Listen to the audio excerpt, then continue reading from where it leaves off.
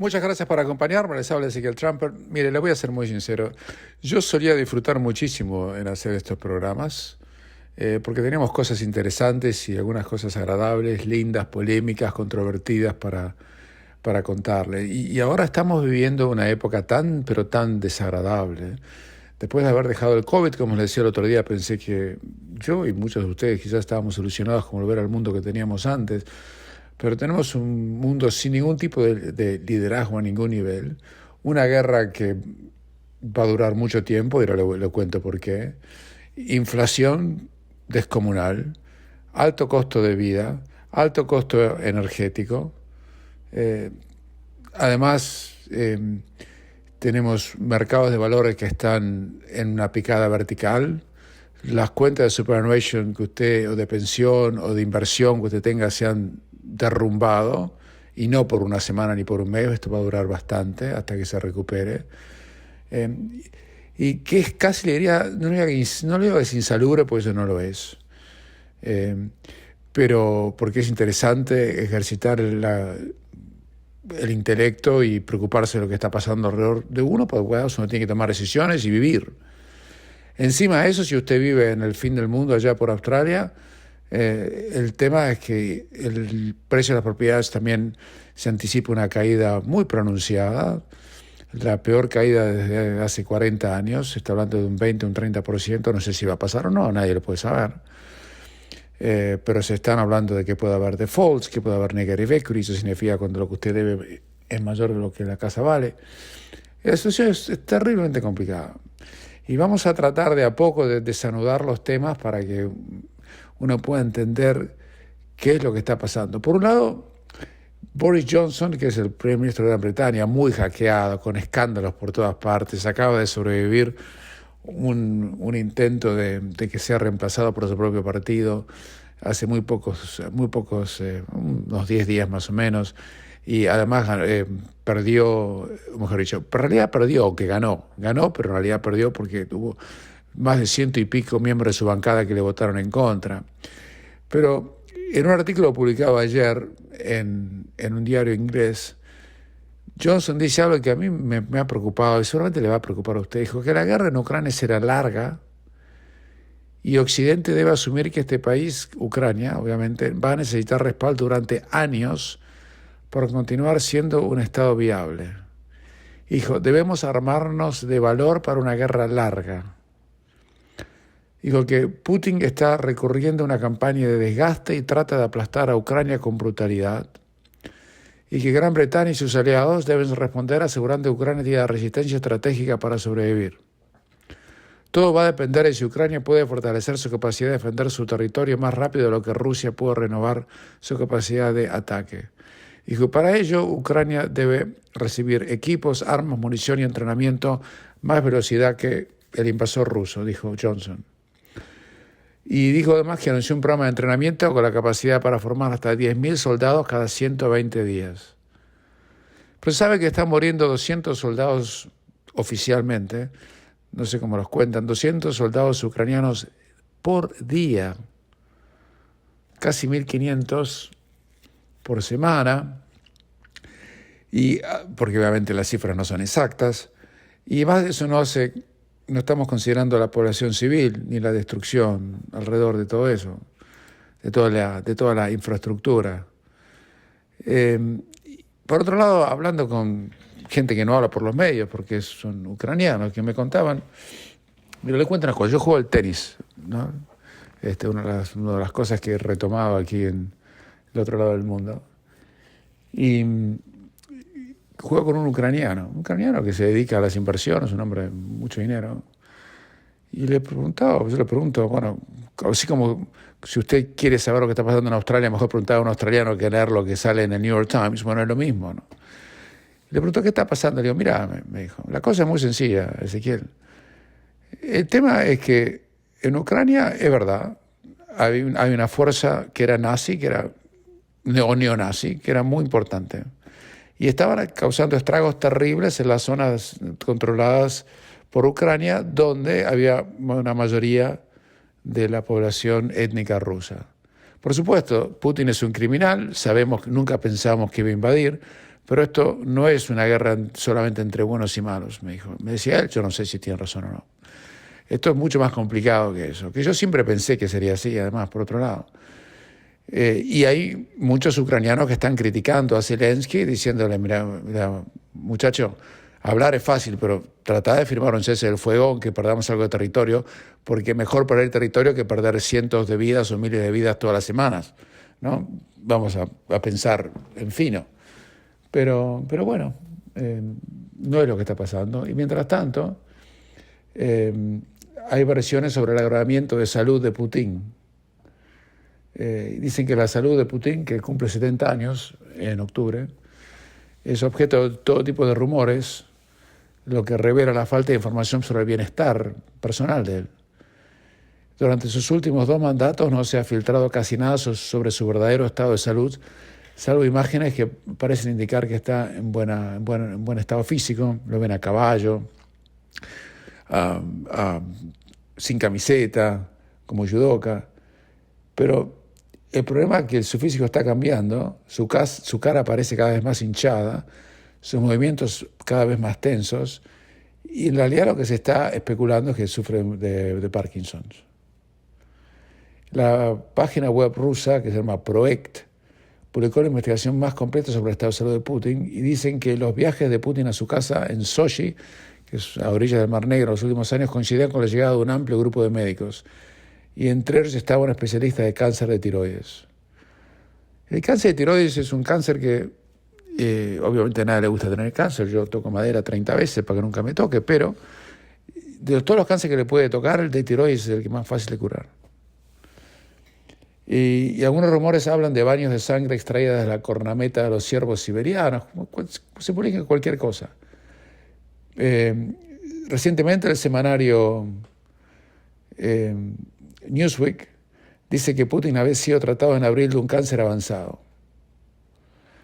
Y la cadena de televisión Sky News también dice que Putin tenía cáncer. Pero lo que se ve hasta por televisión es que le tiembla la mano y eso hace que se sospeche que además tenga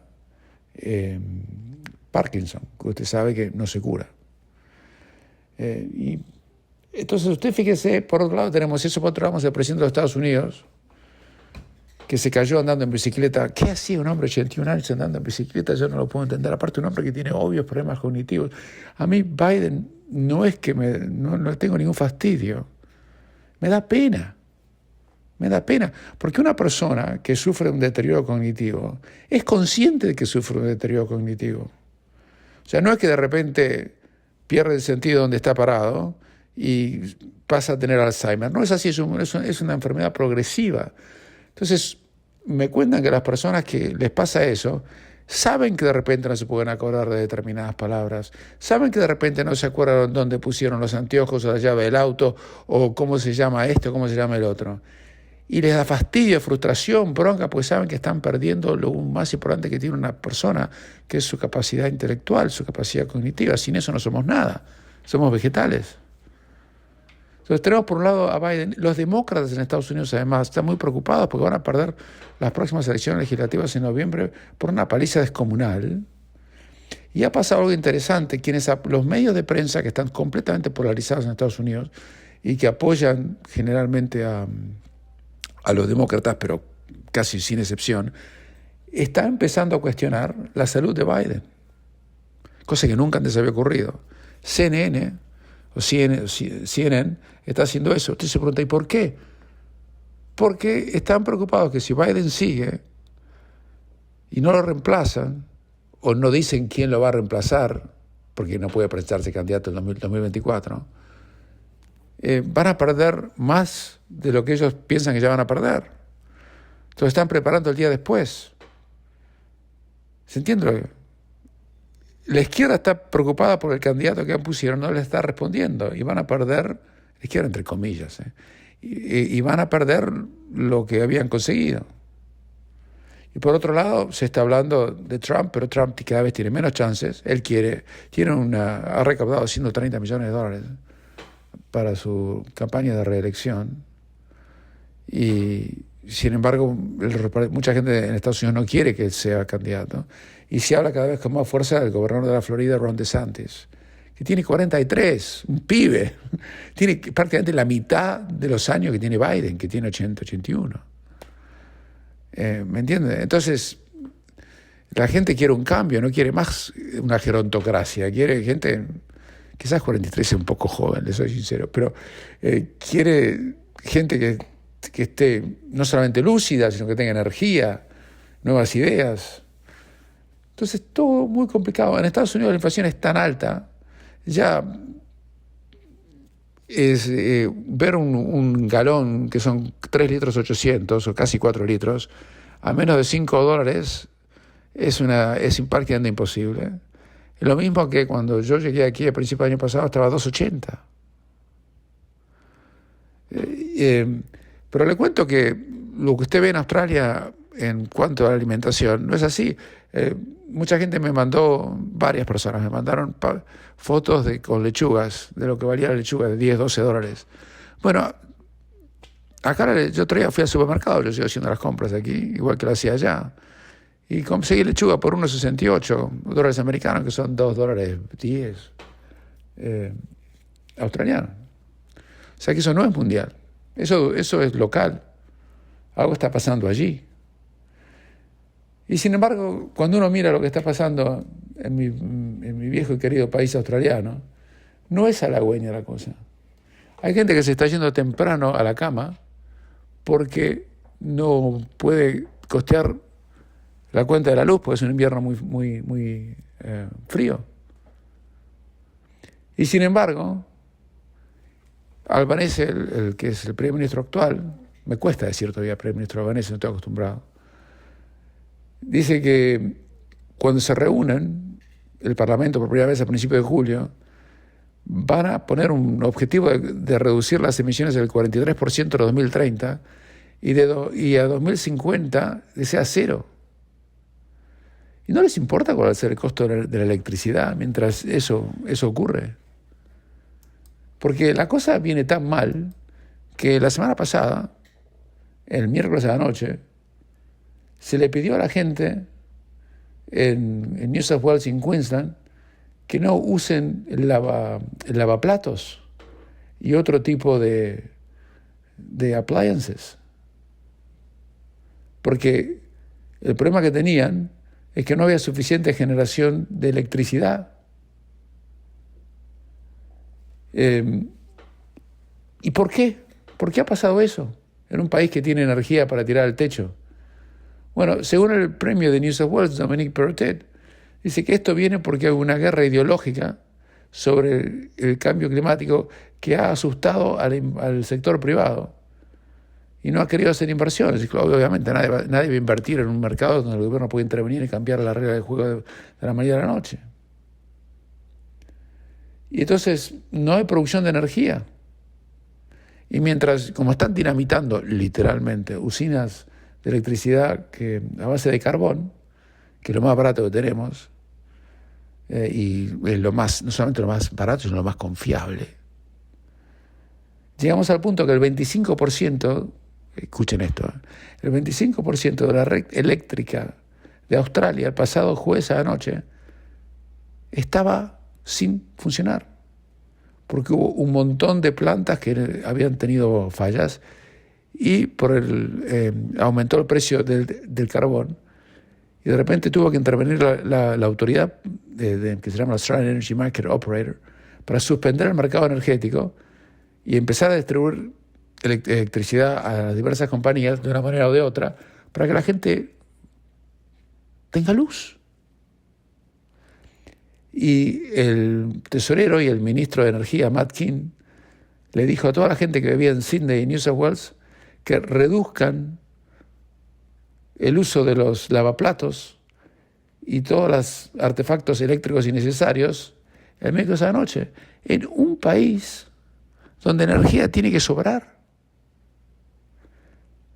Y las advertencias recién se palearon el viernes pasado, a la noche, porque encontraron suficientes fuentes de energía como para poder satisfacer la demanda.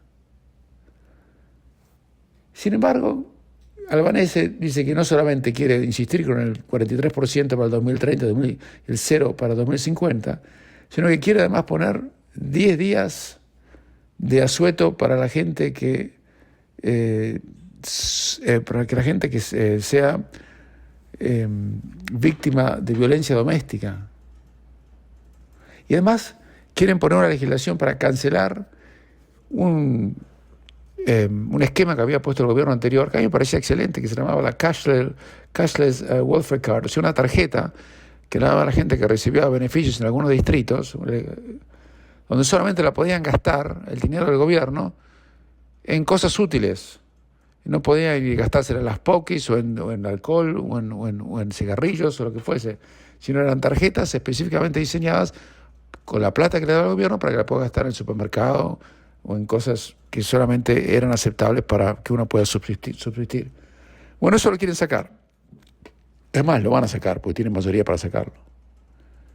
Y encima se ponen orgullosos de hacer esto.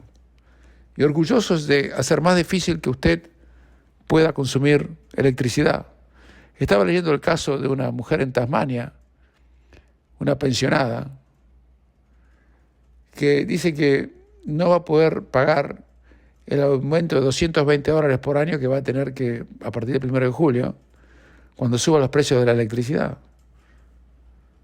Y, bueno, está bien, usted me va a decir, bueno, pero si subieron también el salario mínimo. ¿Y los pensionados? ¿Cuánto le subieron a los pensionados?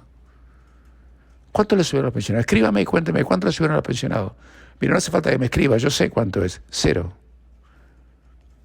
Pues le dije que no eran buenas noticias, pero yo tengo obligación de abrir los ojos y vea que cuando no hay liderazgo, no hay visión, hay obsecuencia, la gente está obcecada en proyectos ideológicos y no prácticos, terminamos en un desastre que terminamos pagando todos.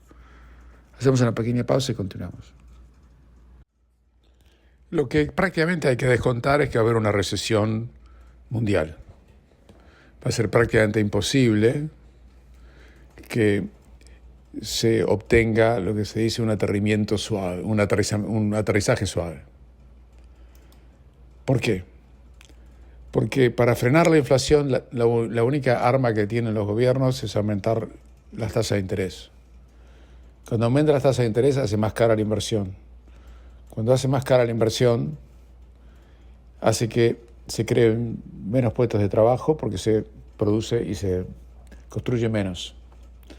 Eso va a hacer que, además de que suba las tasas de interés, va a subir las tasas de desempleo.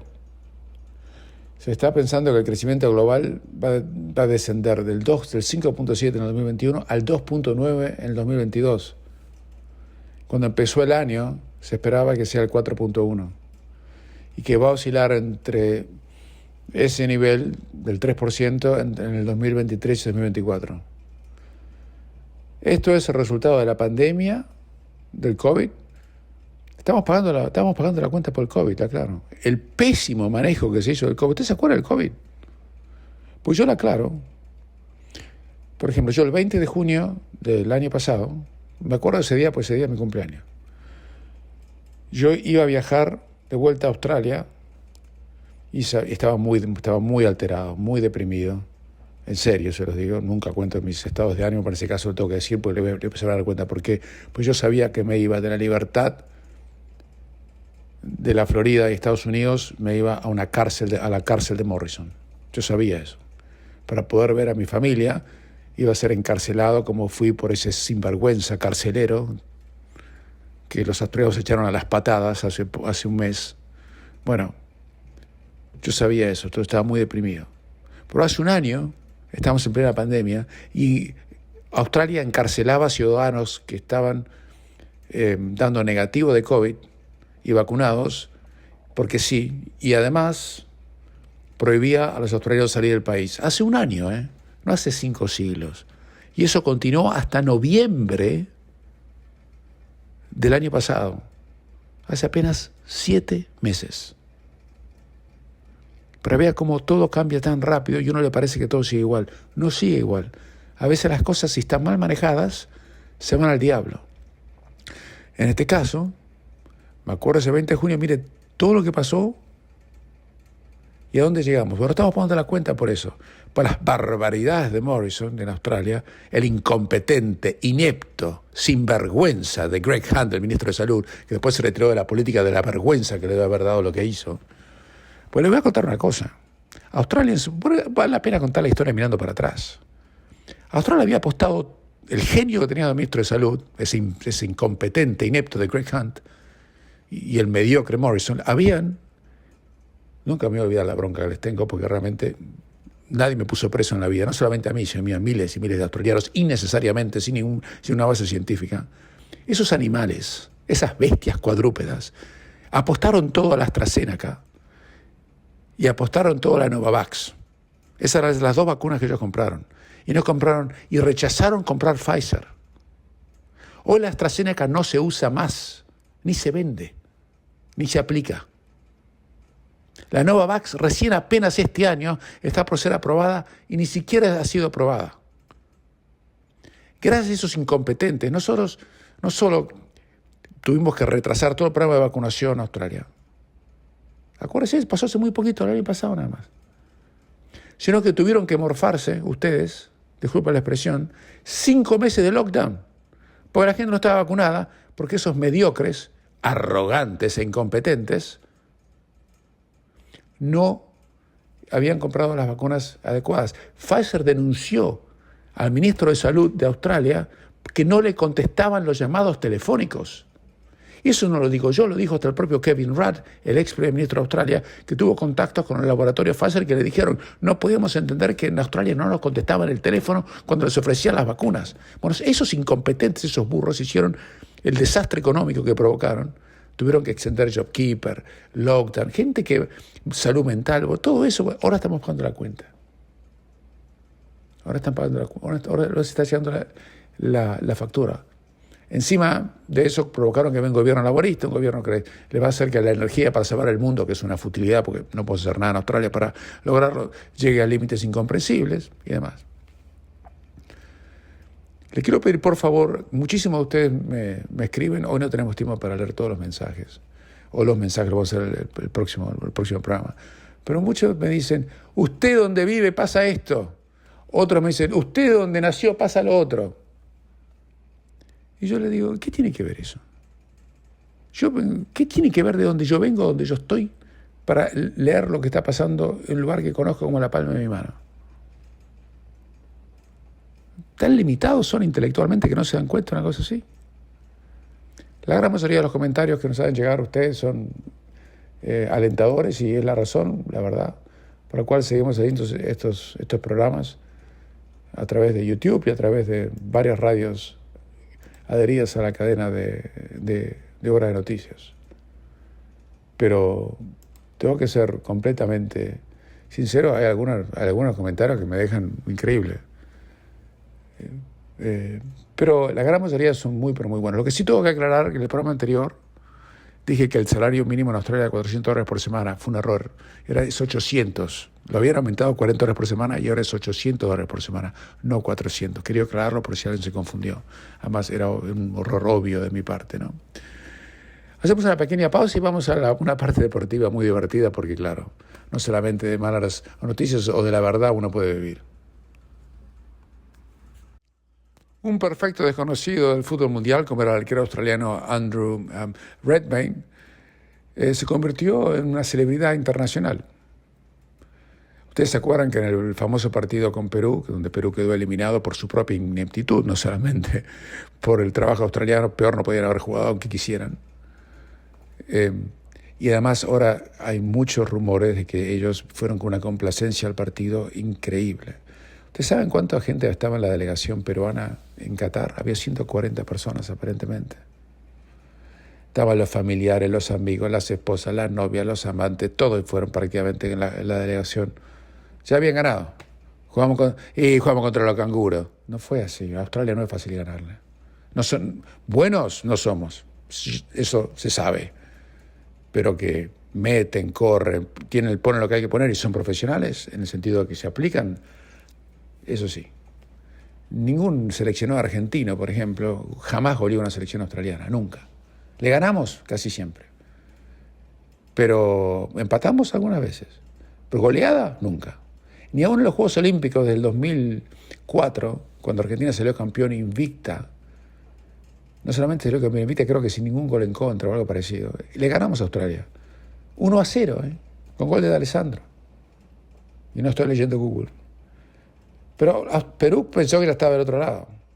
Y fueron un show montado. Y así, cuando en la vida uno se la cree, cuando uno se compra su publicidad, no. Yo siempre, cuando tenía un juicio, una audiencia importante, yo siempre me preparaba como si fuera la última, porque decía, si yo subestimo, cada vez que subestimé, porque soy una persona normal y a veces cometo errores, como ustedes o cualquiera, cada vez que subestimé me fue mal. Entonces, siempre uno tiene que aplicarse, tener ética de trabajo. Bueno, pero uno tuvo eso. Pero volviendo a Andrew Redmayne, el arquerito del CNFC que no conocía a nadie. Ahora aparentemente va a ser difícil, aparentemente no, va a ser imposible que haga lo que hizo durante la ceremonia de penales contra Perú. Porque la International Football Association Board acaba de modificar el reglamento del fútbol a la hora de las ejecuciones de los penales, justamente en un intento por limitar cierta conducta de los arqueros antes de los remates. Y a partir del 1 de julio, los arqueros van a tener que tener los 2 pies apoyados sobre la línea de gol antes del tiro del ejecutante. Eso es porque vieron que lo que pasó no quieren que se repita. Y eso va a regir tanto en las tandas de penales para definir un equipo ganador, como también en las penas máximas que se registren durante el partido, cualquier penal. Hasta el 30 de junio, los arqueros podrán mantener solamente un pie apoyado sobre la línea del arco y otro adelantado. Pero a partir del mes próximo, que es cuando se celebra la próxima Copa del Mundo, va a haber una variante muy importante en el reglamento. Y dijo también que no se va a sancionar por tener un pie por detrás de la línea de meta en el momento que se ejecute el lanzamiento. En el repechaje, que les acabo de mencionar, el arquero implementó una técnica singular al bailar sobre la línea de gol. Ustedes lo vieron, una cosa espantosa de verlo, pero causaba gracia, parecía un monigote. Y él decía que es una manera de que el rival no sepa dónde me voy a tirar y además quiero que se pongan nerviosos, que el arco le resulte más chico de lo que realmente es. No siempre me da resultado, pero esta vez me permitió atajar dos remates. Dijo, ya en el 2019, dijo. Pues no es la primera vez que lo hace. Eso fue cuando fue figura de su equipo, Sydney FC, cuando le ganaron por penales 4-1 en la supuesta Grand Final australiana a Perth Glory. O sea que esto ya pasó antes. Y por eso Graham Arnold lo puso le pudo haber salido muy mal la jugada, claro, ¿no? Ahora atajó un penal, no atajó 2, porque uno de los penales uno se estrelló al palo. Pero lo que hizo también Redmayne es muy objetable. Y si lo hubiera hecho un sudamericano, hubiera dicho que somos unos tramposos, sinvergüenzas o peor. Porque él se dio cuenta que el arquero peruano, Pedro Gallese, tenía una listita cuando estaba con la botella de agua que llevaba con él, donde su cuerpo técnico le había estudiado los remates de todos los jugadores australianos y le decía a qué lado tenía que tirarse porque pensaban que allí iba a ir la pelota. Redmayne se dio cuenta de eso. ¿Saben lo que hizo? Agarró la botella y la tiró a la tribuna con el papelito que tenía ahí. Y usted fíjese qué casualidad. Gallese había atajado los 2 penales que le tiraron, o 3, antes de que Redmayne tirara la botella a la tribuna con el papelito. Y una vez que lo tiró, pues no lo podía encontrar, porque la botella ya no estaba ahí, no atajó más. Increíble, ¿no? Es una actitud completamente antideportiva por la cual Redmayne debería haber sido sancionado. Porque eso no se puede hacer. Pero claro, como es rubio y juega para Australia, no hubo ningún clamor de que los latinoamericanos somos todos tramposos o mentirosos o lo que fuese. Pero eso fue lo que pasó, yo se lo quería contar. Los que publicaron en las redes sociales que lo que pasó era antirreglamentario y que los penales debieron ser ejecutados de vuelta, que esto, que el otro, están equivocados. Lo que hizo Redmayne, desde el punto de vista reglamentario, a la fecha en que lo hizo, era absolutamente correcto. Ahora no lo va a poder hacer más a partir del mes próximo. Y creo que es la primera vez en la historia que un jugador australiano cambia la historia del fútbol mundial. No les puedo contar qué ha pasado a las elecciones colombianas porque en el momento que estamos haciendo este programa todavía no se terminó el recuento de votos y prefiero no decir nada, así que eso va a ser para la próxima edición. Les habló Ezequiel Trumper, será hasta la próxima.